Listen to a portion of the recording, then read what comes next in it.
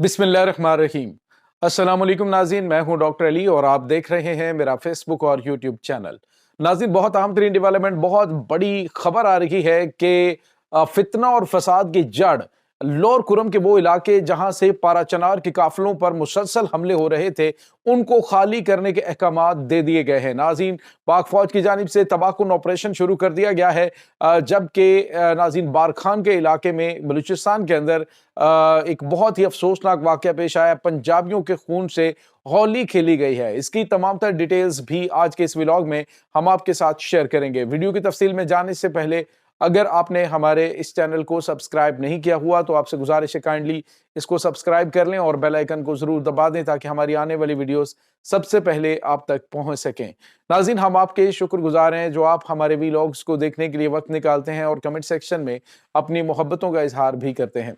नाज़रीन, अभी 2 दिन पहले जो सूरत हाल वहाँ पे पेश आई थी लोअर कुरम के इलाके में, वहाँ पे सिक्योरिटी फोर्सेस के काफिले के ऊपर हमला हुआ जिसमें 6 सिक्योरिटी एहलकार और जो ट्रक ड्राइवर्स हैं वो शहीद हुए। इससे पहले भी आपको पता है कि काफ़ी टाइम हो गया है, एक नो गो एरिया बना दिया गया है और दहशतगर्द वहाँ पर दंदनाते फिरते हैं इन इलाकों के अंदर, जिसमें ख़ास तौर पे नाज़रीन ओचित का इलाका है, उसके बाद मंदूरी है, बिगन है और कमरदाद के इलाके। ये वो इलाके नाज़रीन जहाँ से अभी तकरीबन 2 महीने पहले पाराचनार में जाने वाले जो कानवाय था उसके ऊपर हमला हुआ जिसमें बड़ी तादाद में लोग शहीद हुए थे। अब नाज़रीन जब मुसलसल जो है वो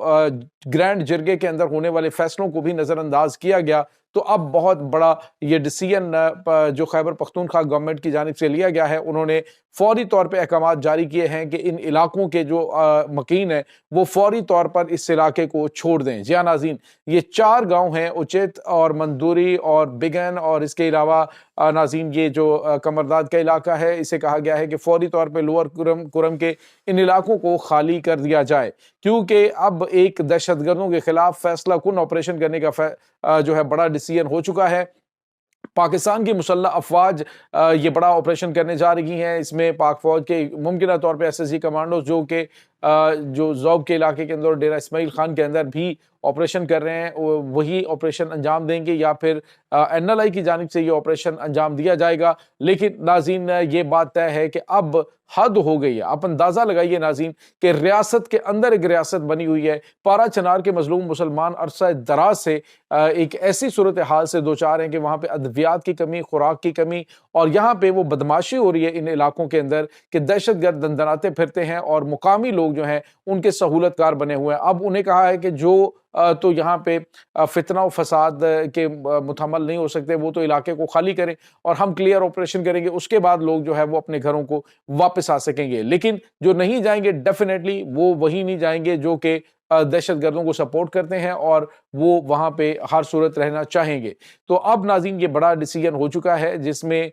दहशतगर्दी को इस इलाके से मुकम्मल तौर पे ख़त्म करने के लिए इलाका खाली करवाया जा रहा है। नाज़रीन, यहाँ पे आपको ये बताते चलें कि अभी जो सूरत हाल वहाँ पे पाराचनार के अंदर है वो यही है कि जैसे कि वहाँ पे कोई इमदादी सामान के लिए ट्रक जाते हैं तो फोर्सेस की गाड़ियों के ऊपर हमला करना या फिर जो गवर्नमेंट कानवाई हैं उनके ऊपर हमला करना, ये एक रेगुलर आप यूँ कह लीजिए कि प्रैक्टिस बन चुकी है। सब्र का पैमाना लबरेज हो चुका है। पाकिस्तान की मुसल्लह अफवाज मुसलसल कोशिश कर रही थी कि बातचीत के जरिए मामलात को हल किया जाए, इसीलिए ग्रैंड जिरगा के अंदर इन मामलात को हल करने की कोशिश की गई। और नाज़रीन, मैंने आपको पहले बताया था कि ये कबाइल का मसला नहीं है। जिस तरह से ये कहा जा रहा था जी कि ज़मीनों के तनाज़ात और ज़मीनों के तनाज़ात की वजह से ये मसला इतना फैला हुआ है, तो अब जो पाक फौज की जानिब से ऑपरेशन और इलाके को खाली करवाने के लिए कहा गया है, तो इससे अब साबित होता है कि ये मुकामी कोई कबाइल का ज़मीनों का तनाज़ा नहीं था, बल्कि ये दहशत गर्दी जो अफगानिस्तान के रास्ते पाकिस्तान में एक्सपोर्ट की जा रही है,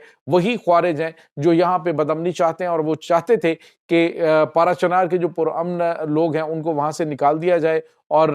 वहाँ पे उसको खाली करवा के फितना और खारिज के हवाले इस इलाके को किया जाए। लेकिन नाज़रीन अब जो है वो उनकी वाज़े तौर पे उनको मैसेज दे दिया गया कि किसी किस्म की कोई रियायत नहीं होगी। इन दहशतगर्दों के खिलाफ एक तबाहकुन ऑपरेशन शुरू हो चुका है। बहरहाल देर आज दुरुस्त आयत, अब जो है वो तमाम हुदूद जब इन्होंने पार कर दी हैं तो तब ये केपीके गवर्नमेंट की जानिब से बड़ा फैसला किया गया है। तो इसके साथ ही नाज़रीन एक और बड़ी और अफसोसनाक खबर आ रही है। ये खबर नाज़रीन बलूचिस्तान से है। بلوچستان میں بارکھان کا علاقہ ناظرین، وہاں پہ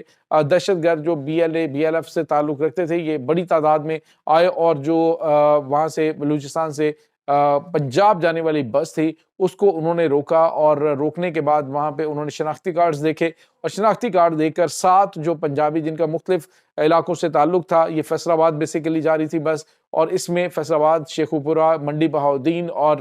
اس کے علاوہ جو دیگر ایریاز ہیں وہاں سے تعلق رکھنے والے 7 افراد تھے۔ جو ڈرائیور اور عینی شاہدین نے بتایا کہ یہ دہشت گرد آئے ہیں، انہوں نے سب کے جو شناختی کارڈ ہیں وہ چیک کیے، چیک کرنے کے بعد وہ ان کو ساتھ لے گئے، اور اب لیویز کی جانب سے اس بات کی تصدیق کی گئی ہے کہ ان 7 افراد کو قتل کر دیا گیا ہے، شہید کر دیا گیا ہے۔ ناظرین، یہ وہی جو صوبائی تعصب جو ہے اس کو پھیلانے کی کوشش کی جا رہی ہے دہشت گردوں کی جانب سے، کبھی یہ لسانی اور صوبائی تعصب پھیلانے کی کوشش کرتے ہیں، کبھی یہ قومیت کی بنیاد پہ اس طرح کے کام کرنے کی کوشش کرتے ہیں۔ مقصد یہ کہ پاکستان کے اندر انتشار کو ہوا دی جائے، جس طرح سے پنجاب کے خلاف اس طرح کے اقدامات کیے جا رہے ہیں، تو اس کل کو جو ہے وہ کوئی اٹھیں اور کہیں جی کہ ہم تو یہاں پہ سندھیوں کو نہیں داخل ہونے دیں گے، یہاں پہ ہم بلوچیوں کو داخل نہیں ہونے دیں گے، یعنی اس طرح کا ماحول بنانے کی گھنونی کوشش کی جا رہی ہے۔ ناظرین، یہ دہشت گردوں کے وہ تمام تر ہتھ کنڈے ہیں جو اس طرف اشارہ کر رہے ہیں کہ دشمن اب